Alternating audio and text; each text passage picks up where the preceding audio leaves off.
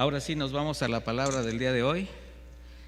Y bueno, aquí este título es un poquito, de hecho me costaba trabajo el título, me costaba trabajo porque decía yo, cuando el Señor llama o si el Señor llama, porque la enseñanza tiene que ver con el resultado o la respuesta que nosotros podemos dar al Señor cuando Él nos llama. Y no necesariamente nos llama a un servicio específico, simplemente cuando toca nuestra vida, cuando llega a nuestra vida. Y cuando el Señor llega, cuando el Señor llama, créame, las cosas cambian, independientemente de los acontecimientos, porque la vida continúa. Y voy a iniciar con un versículo que después vamos a mencionar nuevamente, pero que me permite abrir la enseñanza. Hechos 9:16 dice así, usted vaya conmigo. El contexto de este versículo es cuando Saulo de Tarso está ciego después de un encuentro con el Señor Jesús en el camino de Damasco, y abatido, solo, vulnerable, envía el Señor a un siervo y en medio de todo lo que le da de instrucciones a Ananías, dice, porque yo le voy a mostrar todo lo que tiene que sufrir por causa de mi nombre. Esta frase, mis hermanos, proviene de un llamado de Dios, y esta frase puede hacer temblar a cualquiera. Si yo le dijera a usted que en el momento que el Señor lo llamó, le trajo a su presencia con lazos de amor, el pensamiento del Señor fue, porque yo le voy a mostrar lo que tiene que sufrir a causa de mi nombre, ¿qué sentiría? Bueno, eso mismo sintió Pablo. Y créame, no dista de ser una realidad para todos. A veces creemos que los pasajes bíblicos son solamente como historias, a veces hasta medio ficticias, de personajes imaginarios. Hay quien lo considera de esa manera. Pero simplemente son un ejemplo, son un testimonio de lo que en ese tiempo sucedía y de lo que sigue sucediendo y de cómo el Señor sigue tratando con sus siervos. De tal manera que, como les decía, una frase así puede hacer temblar a cualquiera. Yo le voy a mostrar lo que tiene que sufrir por seguirme. Pero si alcanzáramos a discernir la riqueza espiritual y el propósito divino que representa el que Dios te llame, no cabría un lugar en el corazón para la duda o tener incertidumbre en caminar con Él. Y eso es algo que queremos descubrir, o que quiero que descubramos juntos esta noche. Porque para la mayoría de los creyentes, sobre todo en este cristianismo contemporáneo tan frágil, tan ligero, tan frívolo, pues para muchos creyentes es difícil comprender cómo el Señor permite determinadas experiencias, a veces que nos dejan tan confundidos que se puede perder la noción de la realidad que vivimos. Bueno, si soy hijo de Dios, ¿por qué, verdad? Perdemos la noción de las circunstancias y a veces hasta hace que dudemos de nosotros mismos o de la decisión de haber decidido seguir a Cristo. Situaciones en la que muchas veces al mismo tiempo que contemplamos y experimentamos su gloria, o sea, somos llamados por el Señor, comenzamos a caminar en la fe, empezamos a ver cosas muy hermosas, pero también solamente vemos limitaciones y cierta desesperanza hay en el corazón debido a nuestra debilidad o al reconocimiento de nuestra debilidad personal. Además de pues tener conciencia de la realidad que vivimos en un mundo que, a pesar de estarse hundiendo, esa es una realidad, pues continúa ofreciendo alternativas que bajo su influencia pues hacen que la gente aparentemente se sienta bien, pero porque los hace poner la mirada en las cosas tangibles, en las cosas sensuales, en las cosas materiales, y eso a la gente le agrada. Y en esa condición podemos ver cómo la vida de muchos creyentes está rodeada de diversas circunstancias que llegan a desanimarlos en su decisión de seguir caminando con Cristo, porque ven que la realidad es muy distinta quizás a la que les pintaron, a las que les comentaron cuando les dijeron acércate al Señor. De tal manera que si la fe es firme, si hay una revelación de Cristo, si hay un conocimiento de la palabra, pues eso sí no es lo que nos va a afirmar en la certeza de que algún día, o mejor dicho, de que un día en su presencia es mejor que fuera de su presencia 1000 años, así dice un salmo. Y con esa convicción, a pesar de lo que llegue a acontecer, pues ya no queremos alejarnos de Él. Y eso es lo que quiero que veamos esta noche, cómo cuando el Señor llama, al revelar Jesucristo, su divinidad, al mostrarse tal como Él es, pues cambia la perspectiva de vida de quien pone su mirada y corazón en Él. Cuando somos testigos de su gracia, cuando somos testigos de su poder, cuando somos testigos de su misericordia, eso nos permite verlo a Él y no tanto en lo que podemos obtener de Él. Y le quiero pedir que me acompañe al libro de Lucas en el capítulo 5, y de ahí usted va a ver el porqué de la imagen del banner. Lucas 5:1.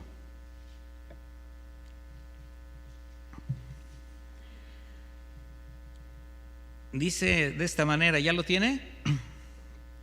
Aconteció que estando Jesús junto al lago de Genezaret, el gentío se agolpaba sobre él para oír la palabra de Dios.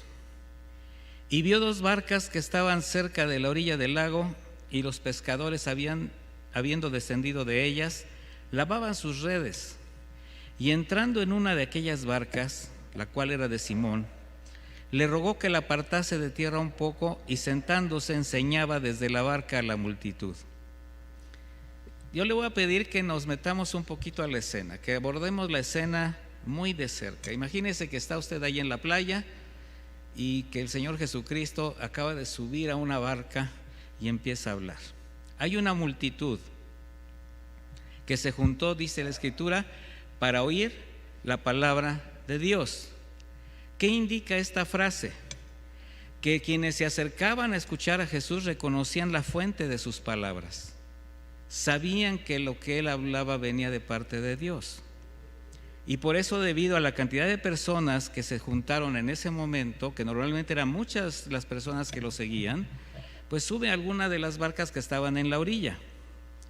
El relato no nos especifica qué estaba enseñando, pero sí sabemos que pues hablaba el Evangelio, las palabras de vida eterna, las palabras de consuelo, recordaba la verdadera esencia de las Escrituras. Sin embargo, pues el púlpito en ese momento fue la barca de un pescador que había trabajado toda la noche y no había conseguido pescar absolutamente nada. Al terminar su enseñanza, se dirige al dueño de la barca, este hombre llamado Simón, y le da una extraña orden. Le voy a decir por qué, porque la orden era algo totalmente fuera de lugar para la experiencia de pescadores como él, algo ilógico por lo inoportuno incluso de la hora para pescar. Dice la Escritura en el versículo 4 de Lucas 5 que estamos leyendo: cuando terminó de hablar, dijo a Simón: rema mar adentro y echen sus redes para pescar. Una orden extraña para Simón, un pescador experimentado, pero finalmente comprensible al venir de un hombre que reconocían los que estaban ahí como maestro, pero por lo que acababa de decir todo indicaba que no sabía nada de pesca. ¿verdad? Muy condescendientemente Pedro le ve y bueno, considerando además que junto a Simón estaban Juan y Jacobo, hijos de Zebedeo, también pescadores de oficio, a los cuales esa noche les había ido muy mal, no había pescado nada. Entonces, imagínense viéndose las caras los pescadores, ¿verdad? Oye, mira, está diciendo que nos metamos al mar, es la 1 de la tarde, ¿verdad? Por eso Simón no responde con un sí inmediato, ¿verdad? Sino que más del deseo de obedecer, trata de aclararle a Jesús con mucho respeto cuándo se debe de pescar. Y dice la Escritura, respondiendo Simón le dijo: Maestro, toda la noche hemos estado trabajando y nada hemos pescado, nada. ¿Por qué le dijo esto? Porque la pesca se hace de noche, que es cuando la luna de alguna manera atrae a los peces, y ellos tenían la manera de obtener pues una buena cosecha. De tal manera que le dice: a la hora que tenemos que pescar no pescamos nada, ¿verdad? Sin embargo, vamos a ver esto, a pesar de su experiencia y de sus argumentos, incluso de su cansancio, de la frustración de no haber pescado nada, pues a regañadientes obedece diciendo: mas en tu palabra echaré la red. Vean de qué manera contesta. Y vamos a notar algunos detalles en esta respuesta de Pedro. Bueno, ahorita es Simón. Primero, que no dicen tu nombre. ¿Se fijan que dicen tu palabra? ¿Por qué?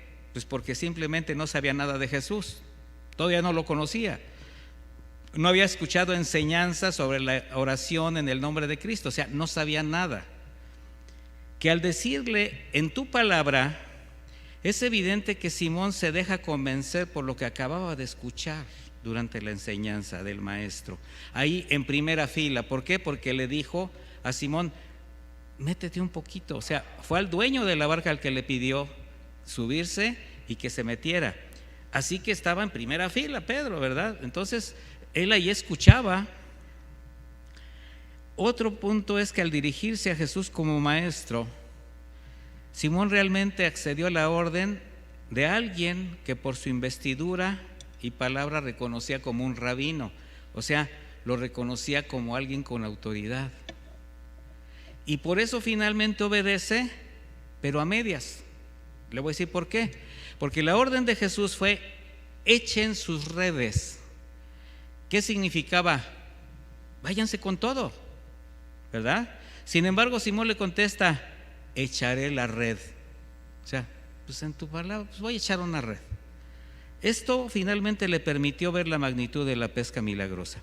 Entonces, el resultado de una orden extraña fue una pesca rara, una pesca extraña que produjo también una reacción extraña, algo que pueden experimentar quienes ponen su confianza en Dios a pesar de que alguna orden parezca extraña, pero han obedecido.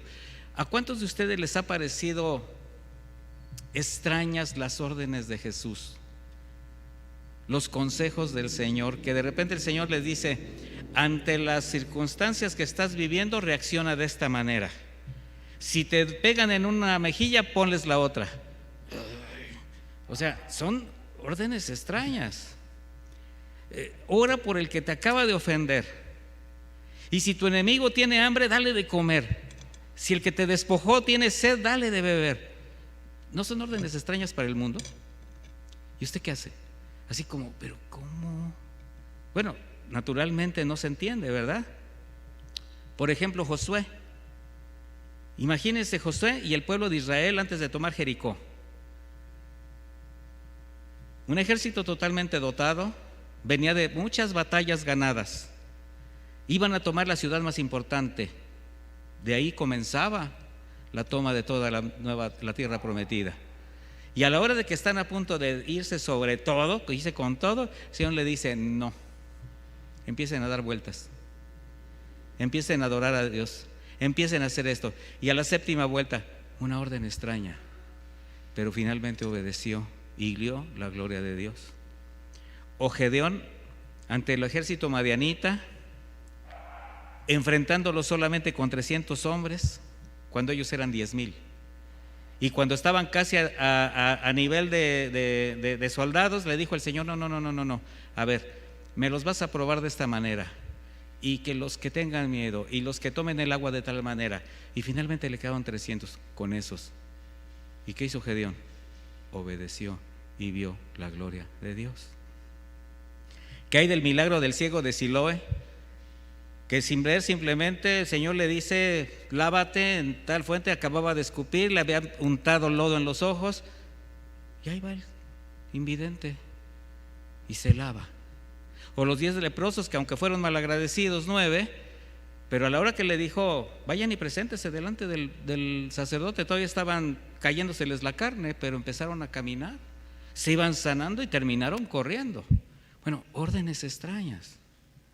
De manera que el milagro, mis hermanos, se manifestó también allí en ese mar de Genesaret, con una pesca impresionante. Y quienes iban en la barca, al ver cómo las redes casi se rompían, pidieron a pescadores que llevaran sus barcas a compañeros de ellos para que les ayudaran, las cuales llenaron, al grado que casi se hundían. Dice: habiéndolo hecho, encerraron gran cantidad de peces y su red se rompía. Estoy en el versículo 6. Entonces hicieron señas a los compañeros que estaban en la otra barca para que viniesen a ayudarles, y vinieron y llenaron ambas barcas de tal manera que se hundían. Los testigos de este milagro, ¿se imagina cómo se alegraron por la cantidad de peces? ¡Cuánta alegría! Había sido algo impresionante. Sin embargo, quienes experimentaron cerca este hecho sobrenatural, para ellos sí cambió su perspectiva hacia Jesús. Entonces, en este momento, para algunos de ellos, el milagro pasa a segundo término, y aunque había suficientes razones para celebrar por la ganancia que representaba esa pesca, algo ocurre en los corazones que se llenan de temor, y Simón viene a Jesús. Y en el versículo 8 dice: viendo esto, Simón cayó de rodillas ante Jesús, diciendo: apártate de mí, Señor, porque soy hombre pecador. Porque por la pesca que habían hecho, el temor se había apoderado de él y de todos los que estaban con él, asimismo de Jacobo y de Juan, los hijos de Zebedeo, que eran compañeros de Simón. ¿Qué sucedió en el corazón de este hombre que cayó de rodillas ante Jesús pronunciando estas palabras tan sorprendentes? Apártate de mí, Señor, porque soy hombre pecador. O sea, está totalmente fuera de cualquier contexto de lo que estamos viendo. Una expresión, como les decía, extraña, porque si en realidad deseaba apartarse del Señor, ¿por qué simplemente no le dio las gracias por la gran pesca y tomando su ganancia se fue? Hasta parece como una contradicción donde las palabras no concuerdan con su actitud. Sin embargo, lo que tenemos que ver es el trasfondo de esta frase. Lo que está indicando es la humildad de quien reconoce a Jesús por quien es y no por lo que puede obtener de él. De tal manera que lo que expresa es: Señor, apártate de mí porque no soy digno de estar aquí. Tú no eres solamente un maestro, no, tú eres alguien especial con el poder de hacer lo imposible. ¿Quién soy yo que me atreví a dudar de ti? Yo estoy parafraseando, estoy tratando de leer un poco el corazón de Pedro. A Simón le faltaba mucho por conocer de Jesús. Le faltaba mucho. Pero en ese momento le fue revelado por primera vez que estaba ante alguien tan especial. ¿Por qué digo por primera vez?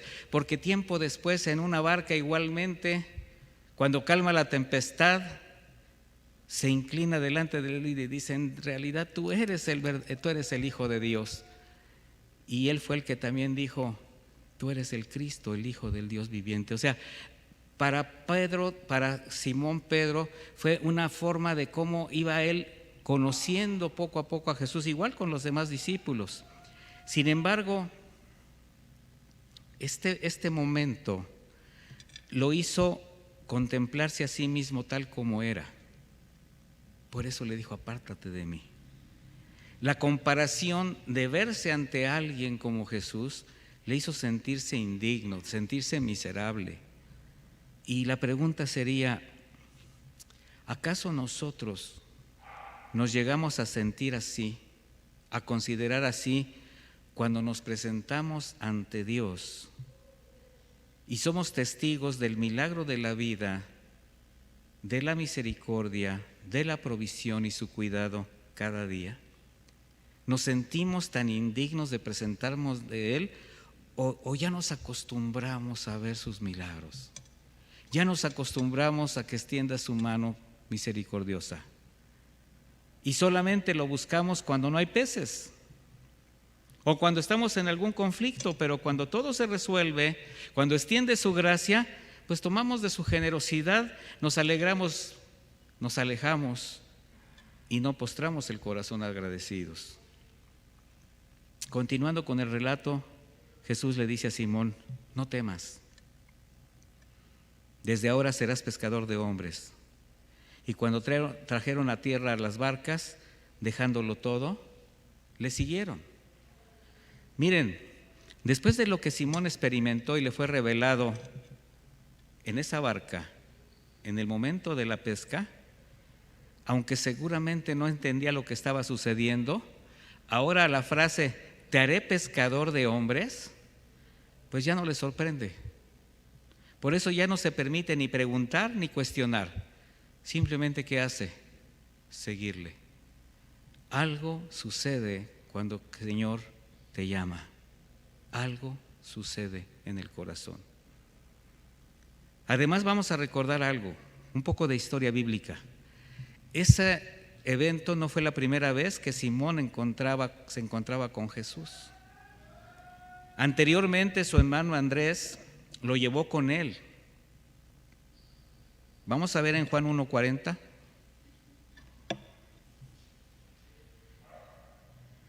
Dice Juan 1:40: Andrés, hermano de Simón, era uno de los dos que había oído a Juan y había seguido a Jesús.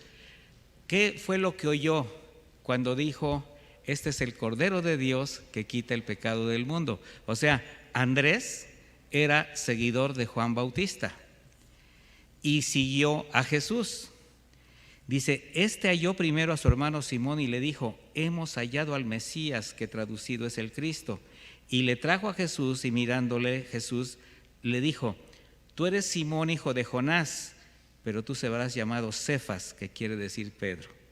Bueno, en esta primera entrevista podemos identificar, porque después de este evento, Pedro siguió su vida normal. No pasó nada después de este encuentro.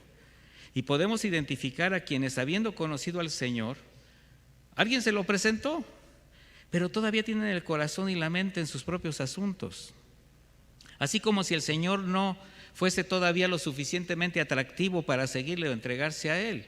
Algo que pasó con muchos de nosotros. Alguien alguna vez nos presentó a Jesucristo, nos habló de Él, pero nosotros seguimos siendo los mismos. Quizás cuando Simón conoció a Jesús se pudo llegar a preguntar: ¿y realmente será el Mesías? ¿Verdad? ¿O por qué me diría que ya no tendría el mismo nombre? No sé. ¿Qué buscará este hombre conmigo? Yo tengo mi vida, yo tengo una familia, yo tengo un trabajo. ¿A cuántos les pasó eso? Que dijeron: pues ¿cómo vienen aquí a hablarme de alguien que va a transformar mi vida? Bueno, esa era la realidad de Jesús. Digo, la realidad de Simón, porque así es el hombre natural. Aunque de alguna manera pueda llegar a conocer al Señor o incluso haya sido testigo de un milagro, está lejos de considerar seguirlo. Algo así como: bueno, ya sé que Dios existe, sí es cierto, pero pues Él en lo suyo y yo en lo mío. Así nos retrata perfectamente bien la Escritura, mis hermanos. Entonces, Simón, antes de este evento, esa era su realidad, pero ahora es alguien convencido de seguir al Señor. Aunque su corazón aún estaba dividido a causa de la vida que tenía que cumplir, la vida que llevaba, quizás tenía todavía prejuicios, situaciones personales. Sin embargo, después de esta experiencia, al decirle: apártate de mí, lo que realmente estaba expresándole era: Señor, sé que no merezco estar contigo, pero no deseo alejarme de ti. Y ahí también muchos nos podemos identificar. Por otra parte, podemos notar algo. Jesús en ese momento no le dice: pues entonces déjalo todo, Simón, y sígueme. No. Solo se reveló a Simón como quien era y le hace un llamado, pero sin tratar de influir en lo que era o en lo que pensaba. Solamente le dijo: no temas, no temas, pero tú vas a ser pescador de hombres.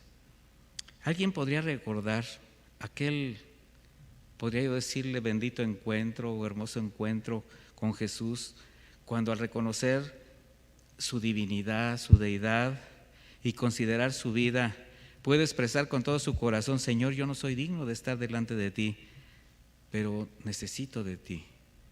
Vengo a ti por tu gracia, vengo a ti por tu perdón.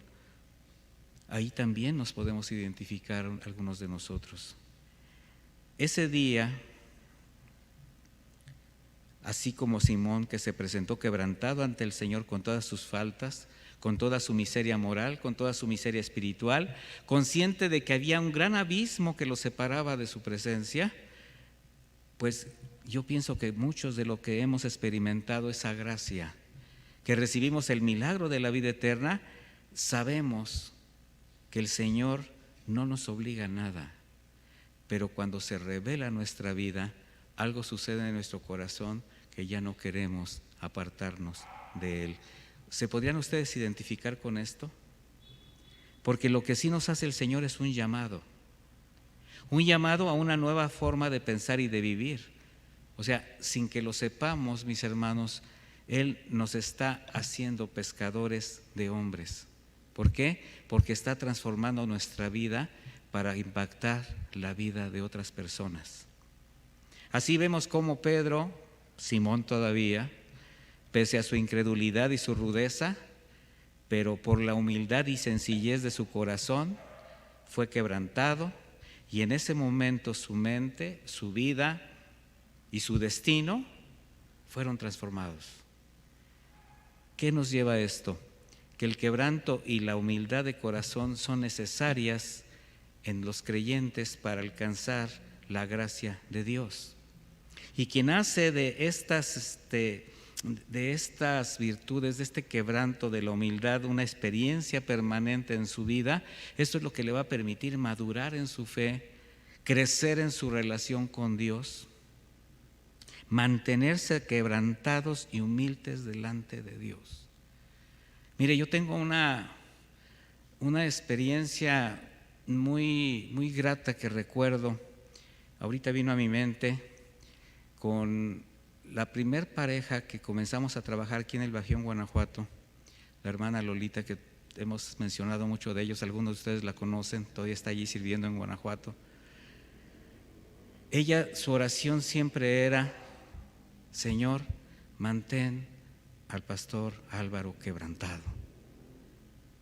Y yo le decía: gracias, Lolita, por esa oración. Gracias por recordarme que debo de tener un corazón quebrantado, constante delante de Dios. Porque es la única manera de que cuando la carne se pretende levantar, porque la carne siempre se quiere elevar, es una gran bendición, mis hermanos, ser sensibles a la voz del Espíritu de Dios cuando nos confronta, cuando nos juzga, cuando nos humilla. Y así también como a Pedro, a Pablo, a quien Dios usó de una forma extraordinaria, llevando la palabra por toda Asia, plantando iglesias. Bueno, de la misma manera fue llevado de la mano de Dios a sufrir innumerables veces. El mismo que lo llevaba a victorias impresionantes, lo llevaba a humillaciones terribles. Tuvo que soportar cantidad de pruebas y aflicciones donde se cumplía literalmente las palabras de su llamado, porque yo le voy a mostrar lo que tiene que sufrir por causa de mi nombre. Así vemos cómo Pablo, quien fue llevado al tercer cielo para contemplar la gloria de Dios, recibir sus revelaciones, también le fue dado un aguijón para que reconociera su debilidad y dependiera de Dios. De tal manera que pudo él decir: de buena gana me gloriaré más en mis debilidades para que habite en mí el poder de Cristo. Eso es lo que surge de un corazón quebrantado y humilde. Su espíritu humilde, sensible a la voz del Espíritu Santo, le hizo entender que aún sirviendo fielmente al Señor, reconocía su condición de pecado. Y esto lo llevó a tener a elevar un desesperado clamor: miserable de mí, ¿quién me librará de este cuerpo de muerte?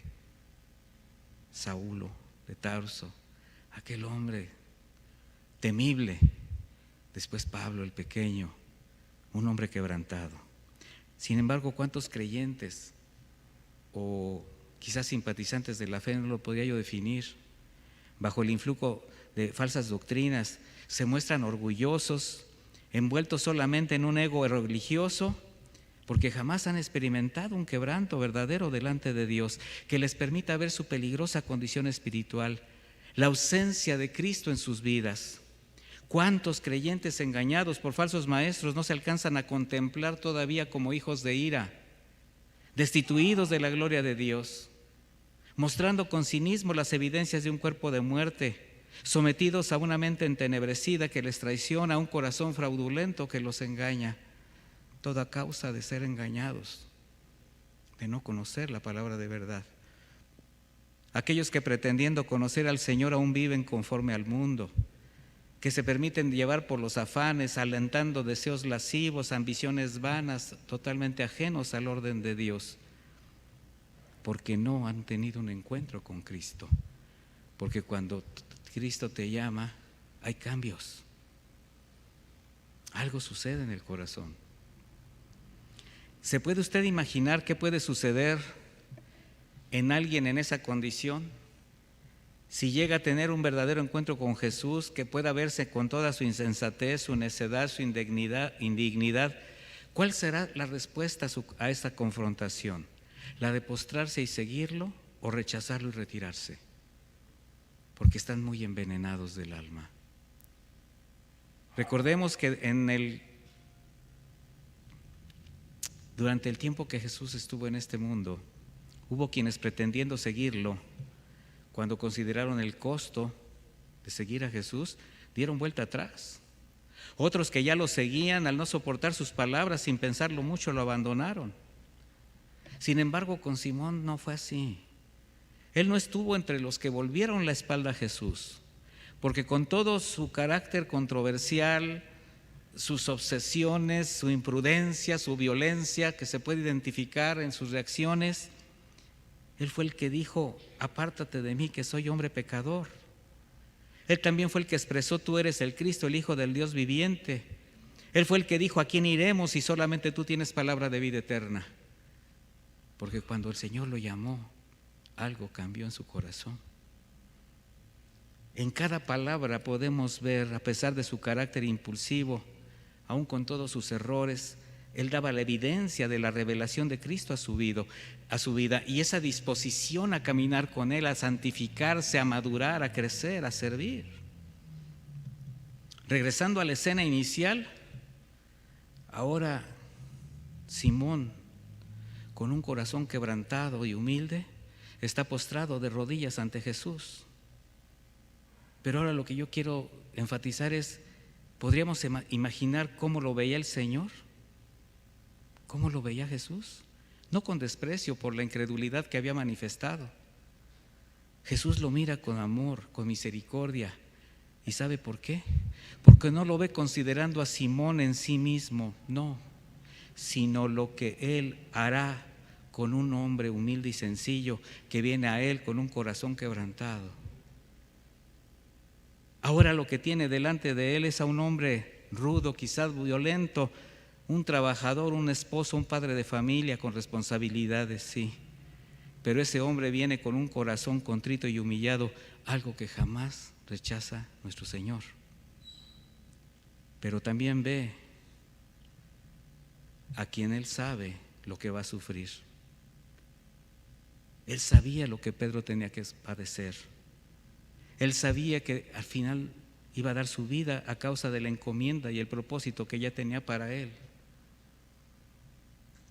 Entonces lo que Jesús ve es un pescador de hombres, un apóstol, un siervo fiel, un evangelista, una piedra viva en su casa, una columna de la iglesia del nuevo pacto que sostendrá su testimonio con el poder y la gracia de Dios. ¿Qué veía el Señor en ti cuando te llamó? cuando fuiste llamado por Él, ahí desde donde te rescató, ¿qué crees que veía Jesús en ti?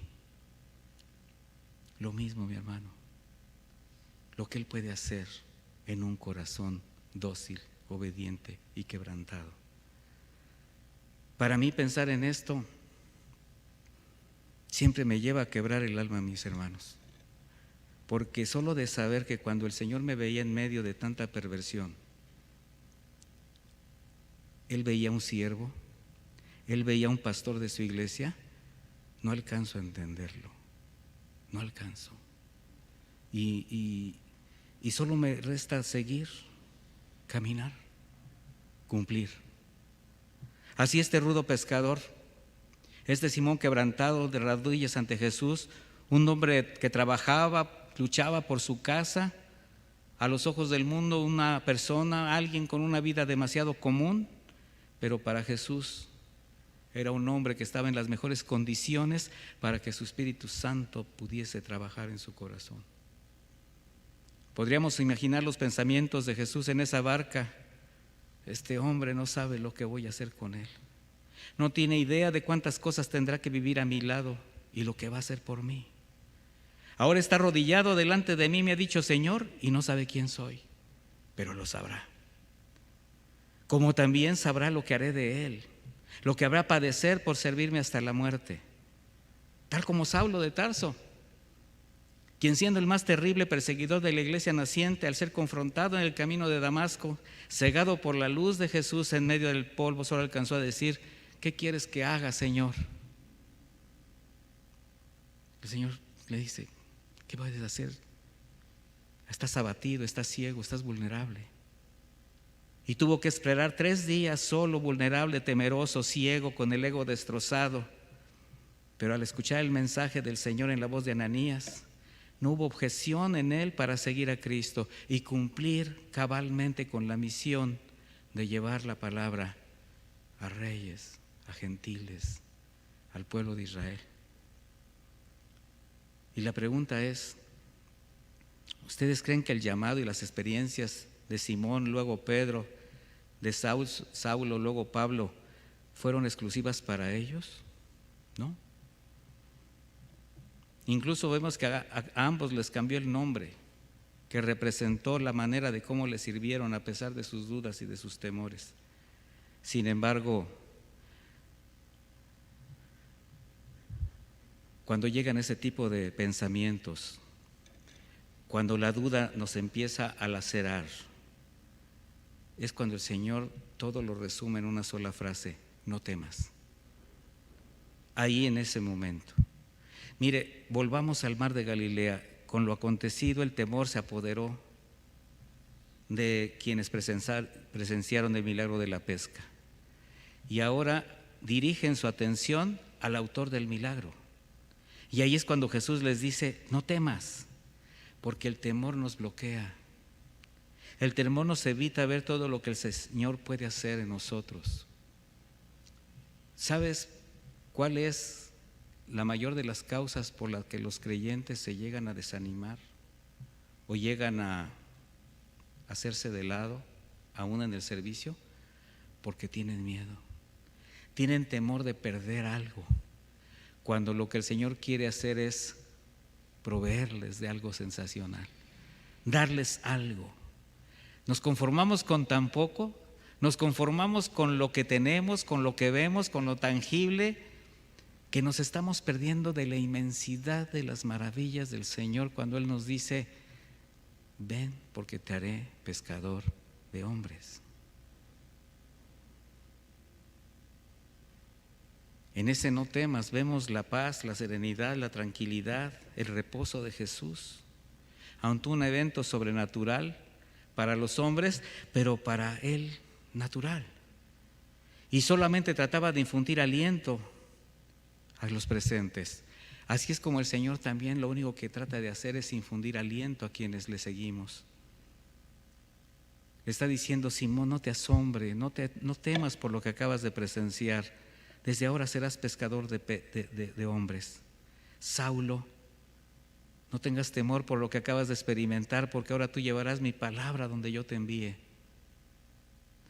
algo va a suceder cuando Dios te llama, pero Él, si te llama, te va a sostener, te va a capacitar, te va a proveer, te va a proteger. ¿De quién es la decisión de seguir a Jesús? De nosotros. ¿Quién se hace cargo de nosotros? Él. ¿Usted cree que valdría la pena poner nuestro nombre en el lugar de estos hombres y confiar en las promesas del Señor? No temas, José, no temas, Carlos, no temas, María, porque desde ahora serás pescador, pescadora de hombres y llevarás mi palabra. ¿Será que para Pedro, Pablo, cada ocasión en que por seguir a Cristo, por cumplir la encomienda, estuvieron bajo persecución, encarcelados, azotados, en peligro de morir, tener presente la manera sobrenatural y milagrosa del momento cuando los llamó fue trascendental en su vida? Creo que sí. Igualmente nosotros podemos recordar la experiencia milagrosa cuando el Señor nos trajo con lazos de amor y nos dio una misión, y entonces sin objeción alguna cumplirla. Hasta ese momento Simón solo había conocido a Jesús de manera superficial, pero a partir del encuentro, con todas sus fuerzas, pero también con todas sus fallas, comenzó a seguirlo con la firme convicción en lo profundo de su corazón de no querer alejarse de Él. El milagro quedó atrás, pero no el deseo de estar con Jesús. De manera que cuando el Señor nos llama, la convicción más importante que debemos tener es no pretender seguirlo por sus milagros, por su cuidado, por su provisión, aunque los veremos, sino por Él mismo, para conocerle, para aprender de Él, para servirle. Solo así podremos caminar en la fe sin tropiezo. Pero cuando alguien se acerca al Señor solo por obtener de Él, se quedará en el plano de lo tangible, de las cosas externas, las materiales, y jamás podrá entender el carácter del Señor, quien solamente por su amor, su fidelidad, bondad y misericordia nos bendice, nos sana, nos consuela, nos provee de todo lo que necesitamos. Ante la gracia de Dios, solo nos queda doblar la rodilla y extender nuestra gratitud por todo lo que Él sabe que necesitamos y nos provee generosamente. El sustento diario, el vestido, el cobijo y tantas añadiduras que sabe que necesitamos y inmerecidamente nos provee.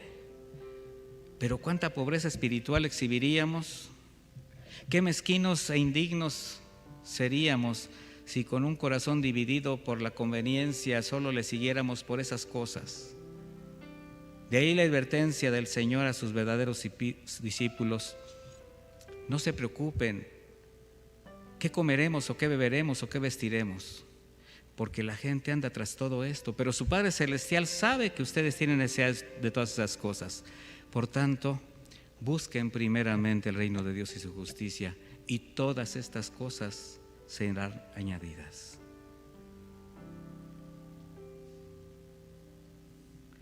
Podríamos dar gracias al Señor, que así como a Simón, a Pablo y miles de siervos, nuestra indignidad y nuestras limitaciones no fueron un obstáculo cuando nos llamó,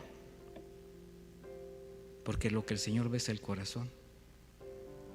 Así que valdría la pena meditar íntimamente cómo está el corazón, cuáles son las intenciones de acercarme a Él, y cuál es mi respuesta cuando su mano milagrosa me cubre, me sostiene, me provee, me levanta.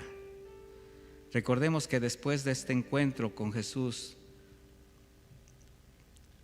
a pesar de las revelaciones, a pesar de las enseñanzas, le esperaban a Simón, Pedro, pruebas, fracasos, incluso negar al Señor. Sin embargo, aunque llegó a dudar y caer, Jesús jamás lo descalificó. Los fracasos y la debilidad del creyente jamás serán un obstáculo cuando el Señor sabe que hay un corazón que se mantiene limpio a pesar de sus caídas. No así con el pecador que se separa. El corazón pecador se separa de él. Por tanto, mis hermanos, inclinemos el rostro, postremos el corazón ante el mismo Jesús que estuvo aquel día en esa barca y que hoy está a la diestra del Padre, porque su amor, su bondad, su justicia y misericordia no han cambiado. Y conscientes de nuestras debilidades, conscientes de nuestras limitaciones, confiar en su cuidado para cumplir con ese propósito al que fuimos llamados. Demos gracias al Señor de no haber tomado en cuenta nuestras fallas ni nuestro pecado para tenernos en su casa y para darnos un lugar en su reino. Si el Señor te llamó, el Señor te va a sustentar hasta el final de tus días. Así que no temas, mi hermano, mi hermana. No temas. Y que nada evite que sirvas a tu Señor de la mejor manera. El Señor te ha dado talentos, te ha dado dones. No los escondas. Glorifica a Dios con ellos.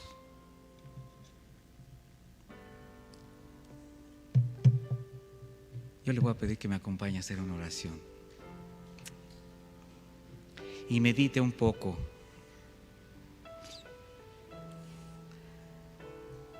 en aquella barca donde el Señor lo transformó, en aquel lugar donde usted vio un milagro que le hizo caer delante de Él para decirle: Señor, apiádate de mí que soy hombre pecador. Apiádate de mí que soy una mujer pecadora. Te necesito, Señor, y no puedo, no concibo mi vida sin ti. Y escucha la voz del Señor que te dice: no temas, no temas, porque yo estoy transformando tu vida de tal manera que seas un pescador, una pescadora de hombres. Porque continuamos en un mundo que se está hundiendo y que necesita la luz. Y la luz es la iglesia. Así que no escondas tu luz. No escondas el talento que el Señor te ha dado. No permitas que sea el pecado, que sea la tentación, que sea el mundo quien te aparte. Recuerda que no fue un hombre el que te acercó, fue Jesucristo. De tal manera que si Jesucristo fue el que te llamó, que no sea el hombre que te separe de Él. Bendito Señor, te damos muchísimas gracias por tu palabra. Gracias por recordarnos siempre, Señor, tu infinita misericordia y cómo sigues extendiendo tu gracia y cómo nos sigues animando, nos sigues protegiendo, nos sigues mostrando que estás con nosotros. Porque esa es tu promesa para con la iglesia, estar con nosotros hasta el fin de los tiempos. Y nuestro compromiso es ser pescadores de hombres. Muchísimas gracias, Padre, en el bendito nombre de Jesús. Amén.